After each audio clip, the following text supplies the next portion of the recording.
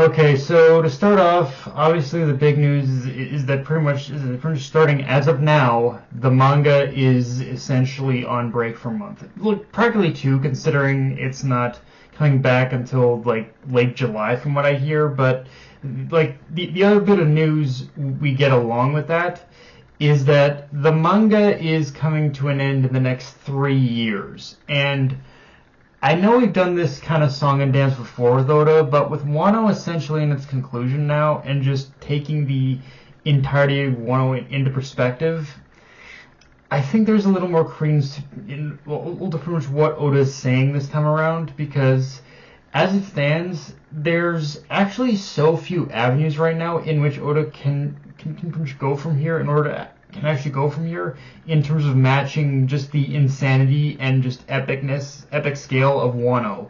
So it kind of makes sense that for the next 3 years, we're likely going to be going full steam ahead into the Final Saga. Now that pretty much obviously does beg the question of whether Oda can actually tackle so many narrative threads that have yet to be addressed within that time frame of 3 years. And honestly, I think that's what we can expect these next 3 years to be about, which is not only visiting places like Elbaf and so many other like locations that have been on the back burner for years, but also tying up the Straw Hats like character journeys and just doing these things in a way where everything that happens beyond this point is going to act as narrative buildup to the pretty much final arc, like final battle in this final arc battle and whatnot. In fact, I remember a while ago Oda teased us by saying a lot of the Straw Hats are going to get massive character arcs after Wano,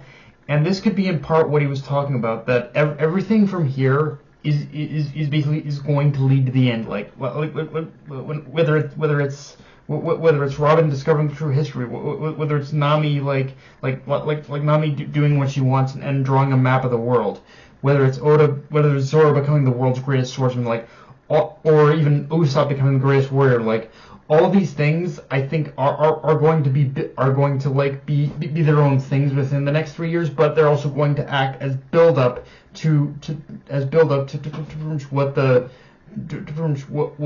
Oda has planned for basically for the final arc for the final saga, and just the climax overall of how he goes out ending One Piece. So yeah, I'll definitely. So yeah, from here I think like again whatever he covers from here, it's all going to be full steam ahead, like leading to the end. Honestly, jumping off from that though, the chapter immediately starts with the Gorosei discussing the current state of affairs with the CP0 agent that escaped from Onogashima.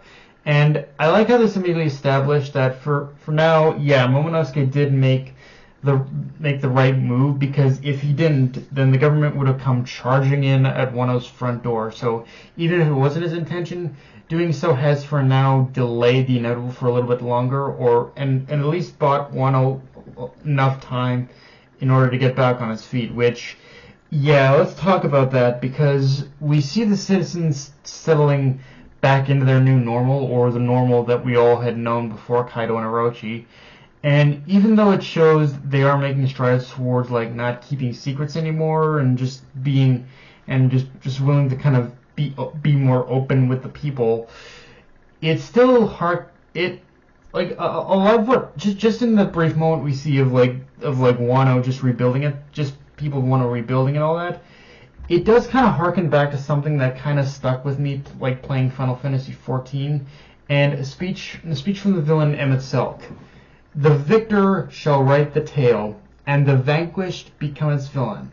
Now, don't get me wrong, both Kaido and Orochi were in a lot of ways the villains, or at the very least the antagonists of this story.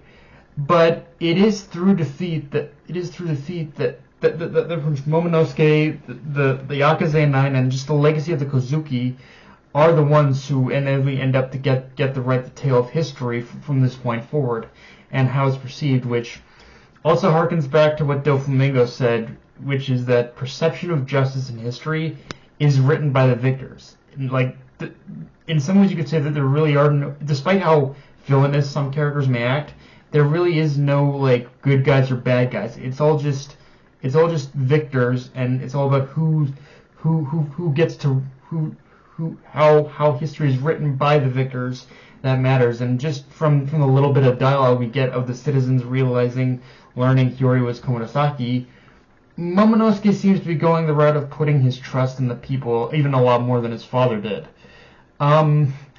Which, yeah, from there, we get to see the usual Straw Hat celebration that, honestly, even more than any other post-battle celebration, this one feels like a long, welcome breath of relief, knowing that for however short this peace may last, Wano is at the very least free of Kaido. Of course, that Kaido, and just like seeing the like wacky celebrations with everyone, and even just including like Yamato in a lot of this was just kind of fun to see. And I'm not gonna lie, I have kind of had a little I've been a little iffy back and forth on whether I want Yamato to join the crew, and I'm not gonna lie, I would be. Oda's got me interested again in what that would be like, but honestly, I would still kind of prefer her like sticking around in Wano, honestly, just to kind of like act as its protector, because I get the feeling Wano is going to need a lot more of a protector, honestly. And I think she still has a better use in Wano right now, given the circumstances.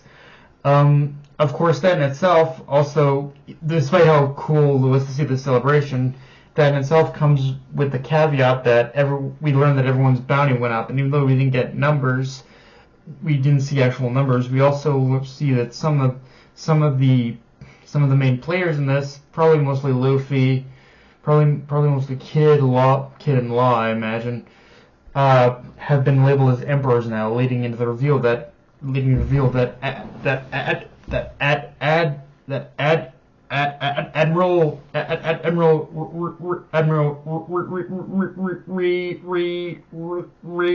Ryokugyu has infiltrated Wano. And okay, there's a lot to talk about here, but I want to start with where I want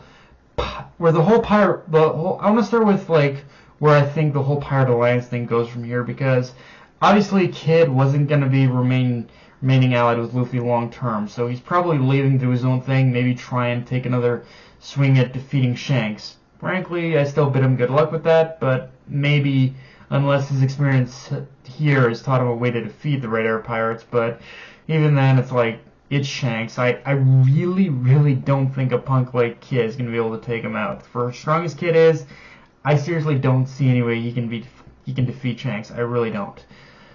Law for me, though, is a little bit more tricky to figure out, like where pretty much Law fits in the story from here on, because from what we saw from Dressrosa, he does seem to be putting his chips in Luffy's corner, and from what we know about his conversation with Robin, like I think Law's focus is gonna be on remaining in communication with Robin and just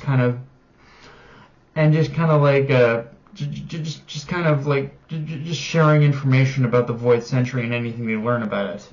But even knowing all that, it's a little unclear to me now if the Alliance is going to remain as is with Kaido defeated. Honestly, it probably could, but at the same time, I don't know how likely that is at this point. Like, it feels like the Alliance is very much the Alliance has very little narrative reason to exist at this point. Now, and yeah, let's talk a little bit more. Let's talk a little bit more about the reveal at the end of the chapter, where pretty much see that again